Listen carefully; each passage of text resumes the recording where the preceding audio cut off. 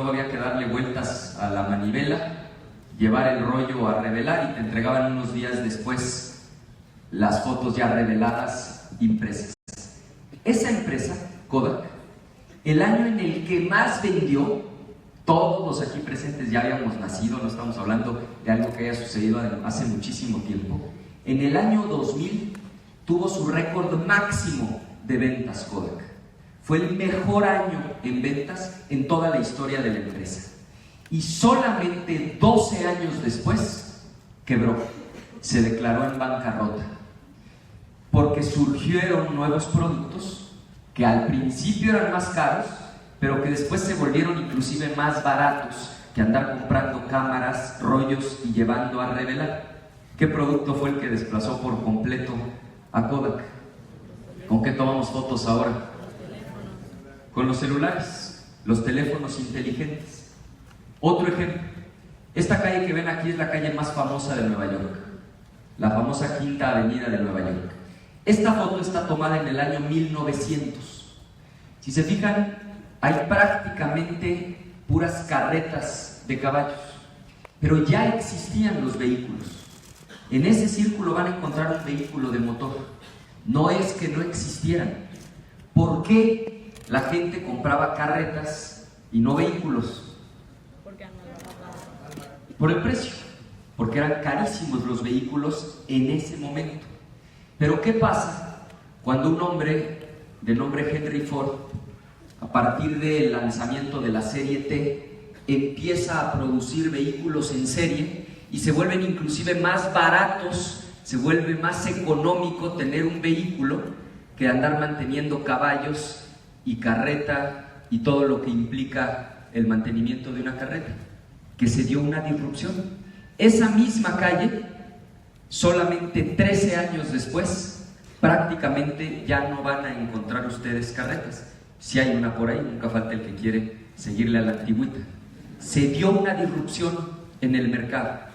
Pues a nosotros, a los que estamos aquí reunidos, nos va a tocar vivir y experimentar el mayor número de disrupciones que jamás haya conocido la humanidad, porque la velocidad a la que hoy está avanzando la tecnología no tiene precedentes.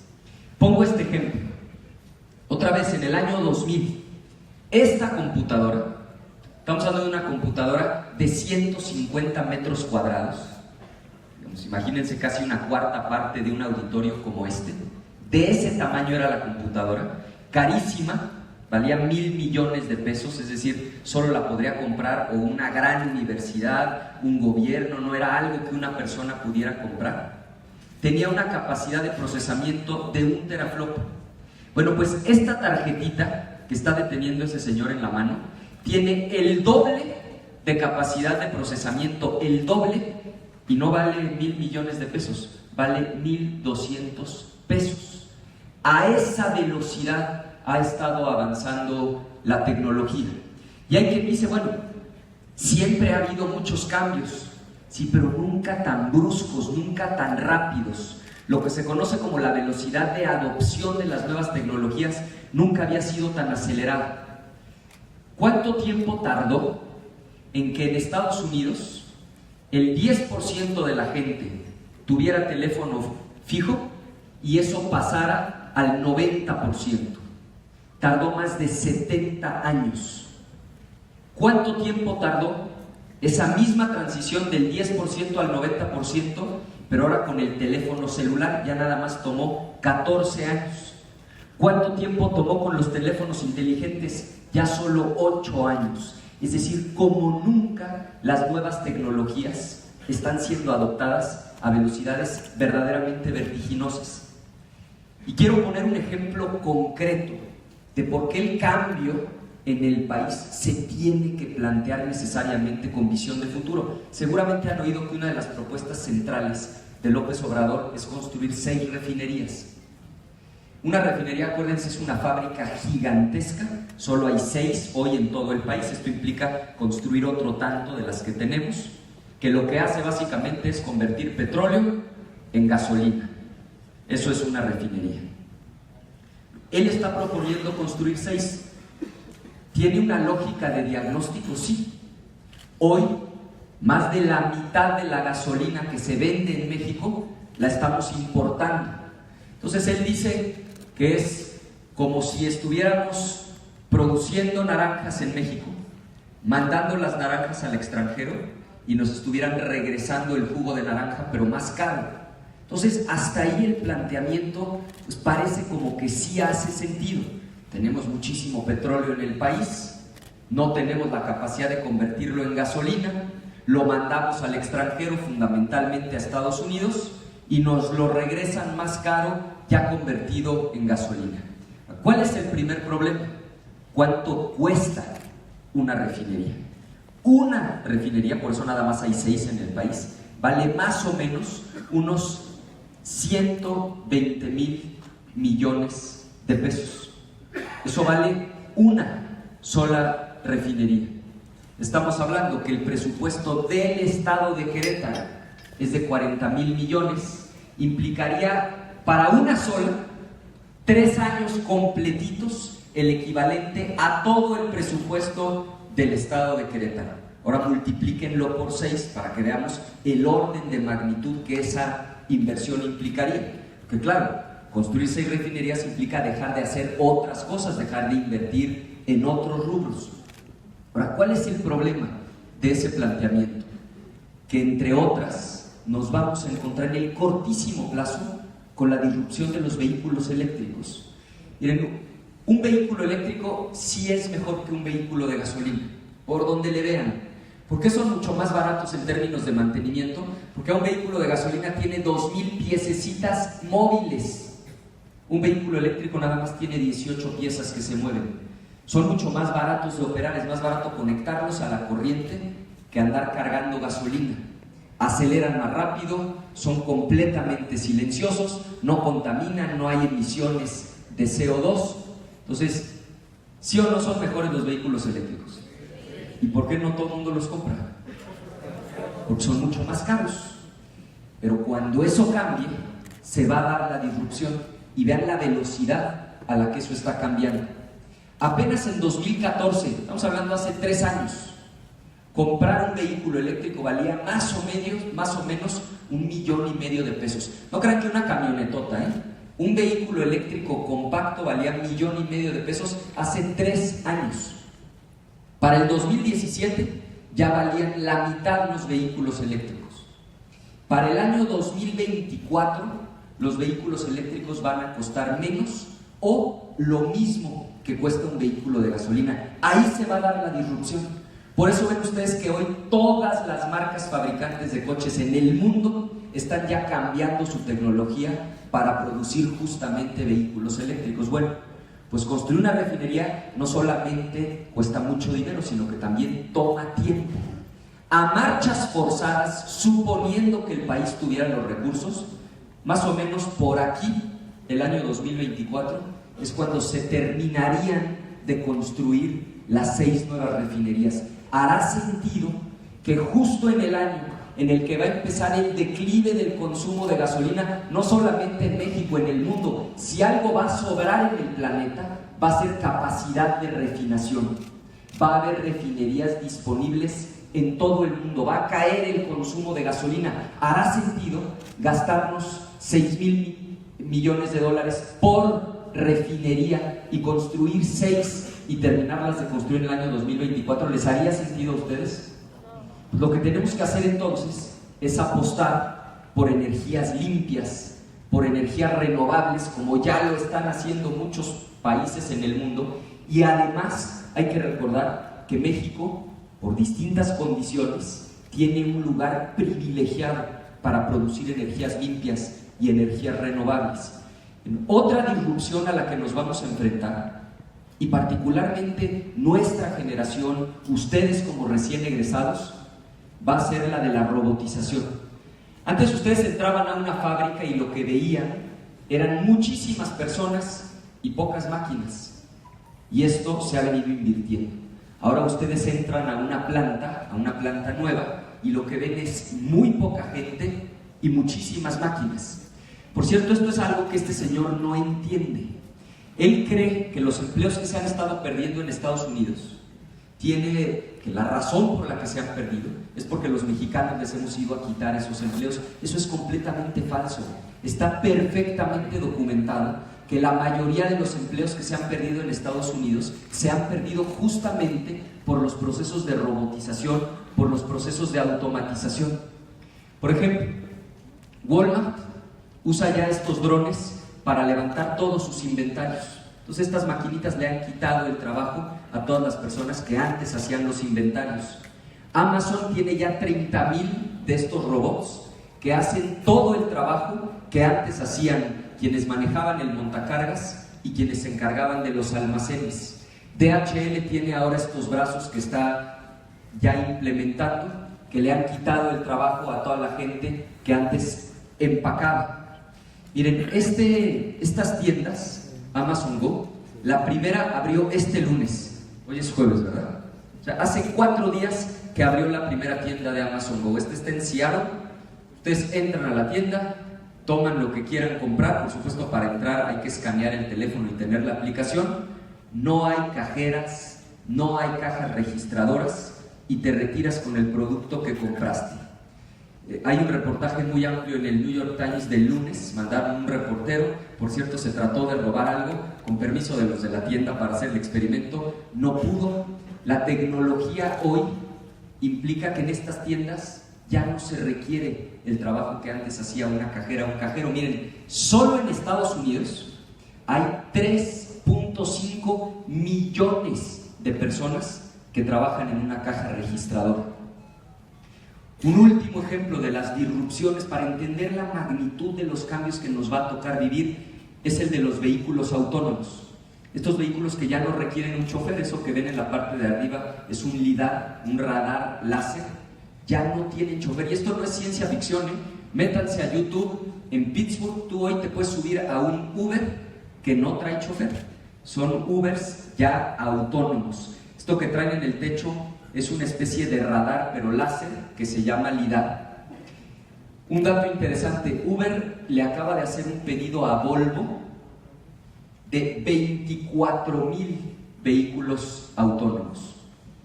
Y es que además el costo de esta tecnología se ha venido abaratando a una velocidad verdaderamente impresionante. En 2012, hace apenas unos años, hace 5 años, un LiDAR, eso que traen en el techo, valía 1,5 millones de pesos. O sea, era carísimo, valía mucho más que el propio vehículo.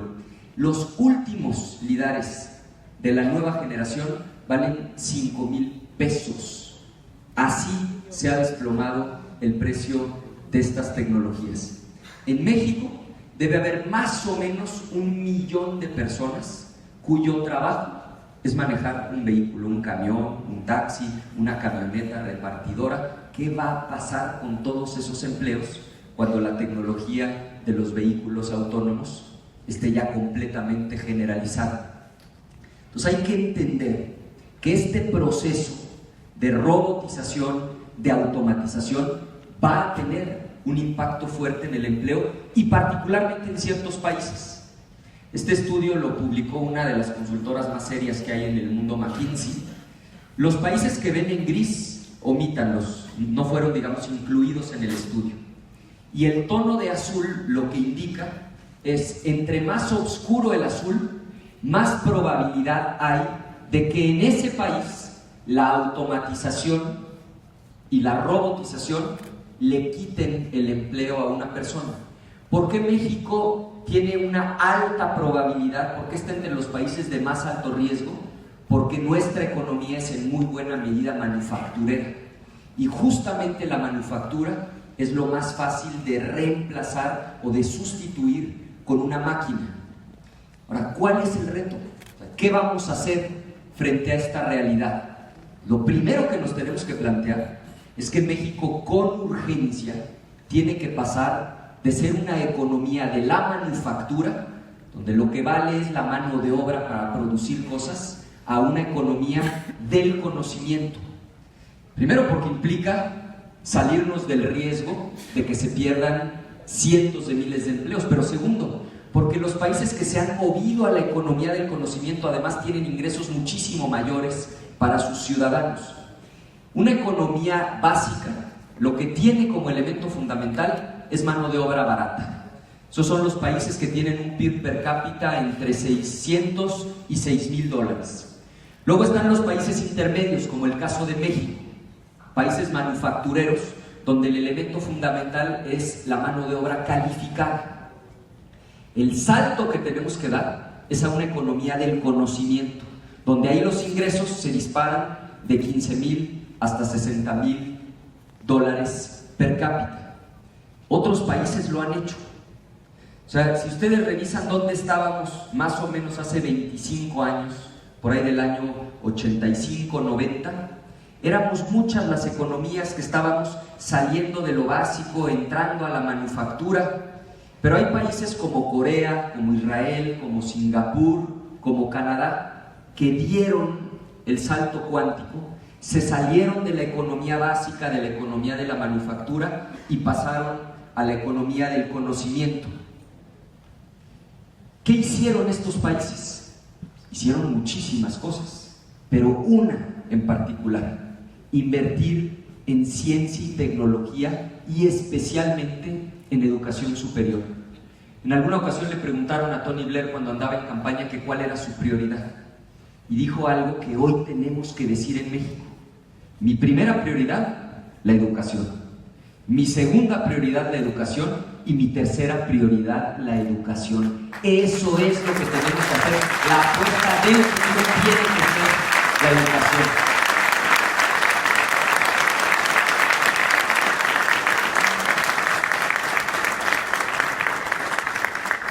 Con dos grandes retos.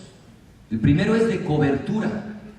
En México la cobertura de educación superior es apenas del orden del 37%, cuando el promedio de la OCDE está por arriba del 70%, y países como Corea, que hace 20, 25 años tienen una economía muy similar a la nuestra, tienen niveles de cobertura superiores al 90%.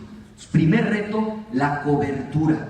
Que los jóvenes, como ustedes lo lograron, puedan tener educación superior. Segundo, revisar el modelo educativo. Necesitamos un modelo educativo que sea flexible, que se pueda adaptar a todos estos cambios tecnológicos, que sea un modelo que además incluya participación de sociedad civil, de los agentes económicos, un modelo que tenga la capacidad de articular educación, ciencia, tecnología, cultura, que aumente particularmente, señaladamente, recursos para investigación, para innovación, y que por supuesto vincule la oferta educativa con la demanda laboral. ¿Necesitamos un cambio profundo en el país? Sí, pero no cualquier clase de cambio. Necesitamos plantearnos un cambio inteligente, un cambio con visión de futuro para un mundo que es más cambiante de lo que jamás se haya experimentado en la historia de la humanidad. Decía este hombre, Albert Einstein, quizá una de las mentes más brillantes que ha habido en la historia de la humanidad, que la locura es hacer lo mismo una y otra vez y esperar resultados diferentes. Yo no aspiro a ser presidente de la República para seguir administrando la mediocridad, para seguir haciendo lo mismo que se ha venido haciendo. Yo quiero ser presidente para lograr un cambio profundo en nuestro país. Estoy convencido de que no puede ser de otra manera. Y tengo clarísimas las 6 grandes prioridades. Primero, tenemos que acabar con la corrupción, porque sí es el peor cáncer que hoy padece nuestro país y que explica muchos de los males que tiene México. Vean el último estudio que acaba de publicar el Foro Económico Mundial. ¿Cuál es la razón número 1 por la que no hay más inversión en México? Inversión productiva que genera empleos, crecimiento económico. No es la inseguridad. El problema número 1 es la corrupción. Detrás de los problemas de seguridad hay muchísimos problemas de corrupción. Criminales coludidos con las policías. Pues prioridad número 1. Y en esto se necesita un cambio radical, un cambio de raíz. Segundo, acabar con la pobreza y la desigualdad. No podemos dormir tranquilos sabiendo que hay 11 millones de personas en México que viven en pobreza extrema. 11 millones de personas que no saben qué van a comer al día siguiente. Y de la mano de la reducción de la pobreza tiene que venir la reducción de la desigualdad. Cada vez vivimos en un mundo más desigual. Tercero, tenemos que acabar con la impunidad. Y esto se entiende muy bien en una facultad de Derecho. Que lo que reine sea la ley. Y por supuesto, que el que la haya hecho la pague. Miren, yo no estoy planteando...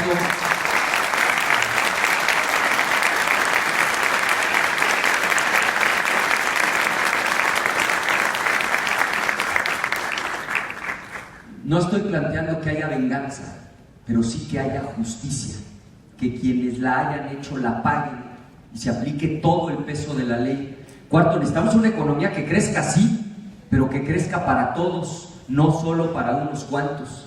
Quinto y fundamental, tenemos que recuperar con dignidad el lugar que le corresponde a México en el mundo. No sé si oyeron a Trump hace unos días, que sigue con su necedad de que si no hay muro y que si no paga México por el muro no va a haber tratado de libre comercio. Miren, yo lo primero que haría como presidente de la República sería decirle a Donald Trump, y además en su idioma para que no vaya a haber ninguna confusión, que México no va a pagar un centavo de su muro y que nunca más México se volverá a poner de tapete frente al gobierno de Estados Unidos.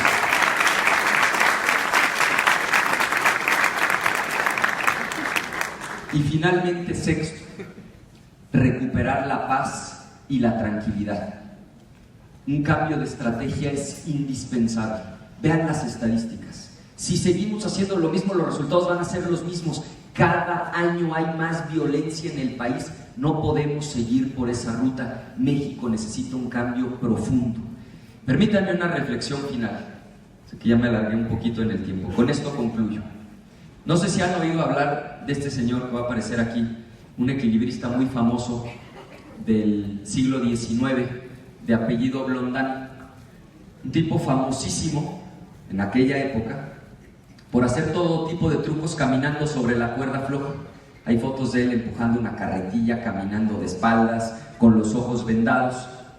Se cuenta que en una ocasión iba a hacer algo que nunca había intentado. Tensaron un cable de acero para poder cruzar por las cataratas del Niágara, estas que son, digamos, las cascadas más grandes que hay en el planeta. El grado de dificultad, pues por supuesto que era enorme. De entrada, porque no hay manera de sobrevivir una caída en las cataratas del Niágara, pero segundo, porque como el agua cae con enorme fuerza, pues se despide mucha brisa, el cable se moja, el viento sopla muy fuerte. Entonces este cuate estaba muy nervioso y se acercó con un chaparrito de nombre Harry, un chaparrito con sombrero de copa, el que le organizaba todos sus eventos, y se acercó a preguntarle si estaba seguro de que lo iba a lograr. Y pues claro, este otro que era el organizador, pues volteó a ver el público, vio toda la gente reunida y le dijo, pues claro que sí lo vas a lograr, no te me vayas a rajar, no tengo ninguna duda de que lo puedes hacer, ya lo has hecho en muchas otras ocasiones. Le dio ánimo, le dio esperanza, y entonces se le queda viendo Blondán, el equilibrista, y le dice, ¿de veras estás absolutamente convencido? ¿De verdad no tienes ninguna duda? Y le dice, no tengo ninguna duda y tú tampoco debes tenerla. Dice, pues muy bien, vamos a ver si es cierto que no tienes ninguna duda. Te propongo que hagamos algo nuevo y algo que nunca hemos intentado. Tú estás chaparrito y flaquito. ¿Qué te parece si te cargo en mi espalda y no nada más cruzo yo? Cruzamos juntos al otro lado. ¿Qué creen que pasó? ¿Qué habrá dicho el chaparrito? Miren, esto es lo que pasó. Sí se animó. Esa foto, de hecho, la pueden ver en internet, está en Google. Este es Harry, este es Blondán. Yo creo que esta imagen dice muchas cosas. Esta imagen habla de confianza, de trabajo en equipo, de unidad, pero sobre todo habla de lo que yo creo que hoy más falta le hace a la política, de congruencia. que coincida lo que decimos con lo que hacemos, porque es bien fácil decir yo te apoyo, yo creo en ti, el problema es demostrarlo. Y el problema en México es que las campañas están llenas de buenas intenciones, llenas de buenos deseos, llenas de propuestas y de discursos. El problema es que después las cosas no se cumplen. Y yo el compromiso que hoy vengo a hacer con ustedes, aquí, a mi universidad,